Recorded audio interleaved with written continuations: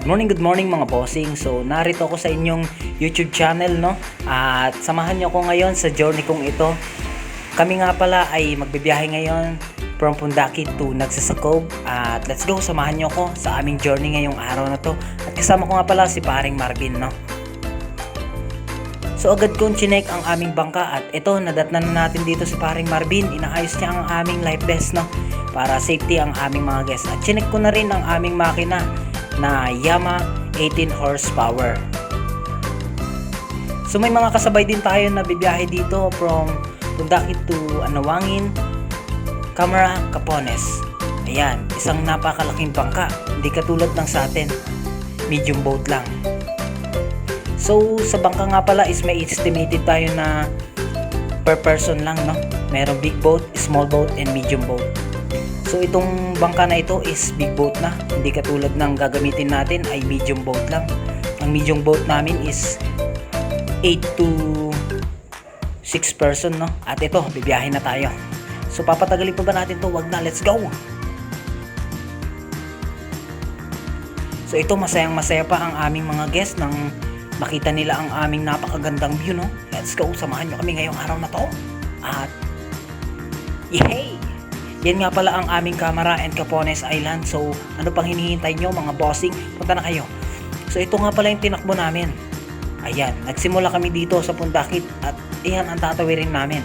Mga ilang bundok rin ang pagitan bago marating ang Nagsasakog.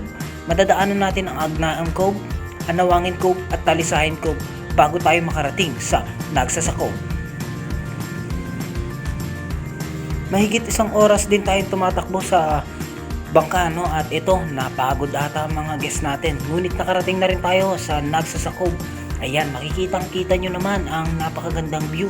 Meron kami ditong cliff diving at napakagandang view. Ayan. So, pwede rin kayo umakyat dito ng bundok. Kaya ano pang hinihintay nyo? Punta na kayo dito sa Zambales, sa Pundakit. Kontakin nyo lang ako sa aking YouTube channel. Pwede rin sa Facebook, Renz Julian. Ayan. So, andito na naman si Manong Renz. Let's go!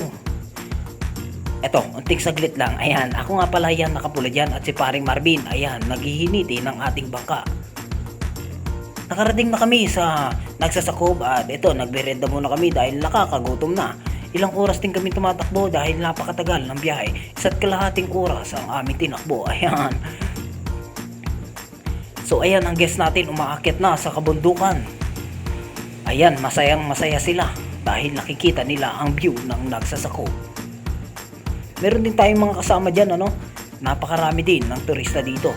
Meron din banana boat, kung mapapansin niyo. Mamaya papandarin natin ang ating drone para makita nyo ang view dito sa Nagsasakog. Ayan na naman si paring Take, nakain ng puto bongbong. Ayan, nagpapakit pa, Huwag na nating patagalin yan. Ang pangit ni paring Renz. Let's go! Ilang saglit pa pinandar ko ng aking drone at ito, tignan nyo ang napakagandang view sa Nagsasakog. Music maestro.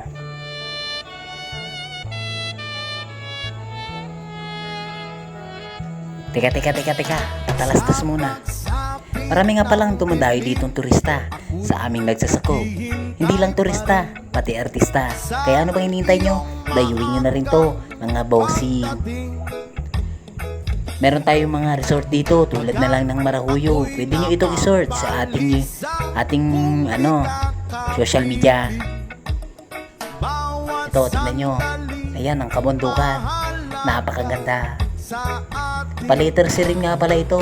Kaya ito tinawag na cove. Tulad din to ng Anawangin, Talisayin, Agnaang Cove. Ayan. Meron ding cliff diving dito, na pwede kayong tumalon around 200 meters. Ayan, pwede rin tayo umakyat ng bundok. Kung gusto nyo, ako na mag-guide nyo. Ang Marahuyo nga pala ay gumagamit na ng solar panel na mga renewable energy.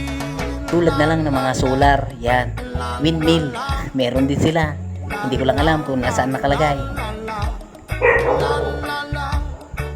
Kaya kung magustuhan nyo ang aking video, ay huwag nyo kakalimutan mag-like and subscribe para lagi kayong updated sa mga ganitong video, So ngayon lang pala ako ulit nakapag-upload sa aking YouTube channel sapagkat nabiging busy sa study ano.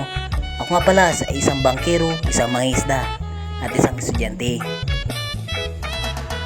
At ngayon ikaw ay nagbalik sa aking piling. Luwa ng pag-ibig ay sarap haplusin. Tulad ng tubig sa batis, hinahagan ng hangin. Pag-ibig ang dilaw sa puso Yan. natin. Ito rin nga pala ay napakaganda no. Tulad ng ibong malaya ang pag-ibig natin.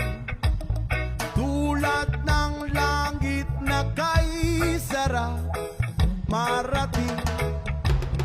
Ang bawat tibok ng puso'y kay sarap damhin. Tulad ng himig ng pag-ibig. Hanggang dito na ang ating video mga bossing. Hindi ko na papatagalin pa. Kaya kung nagustuhan nyo ang aking video, huwag nyo kakalimutan mag-like, subscribe para lagi kayo updated sa mga bagong video at mga susunod pang video. Peace yo, thank you!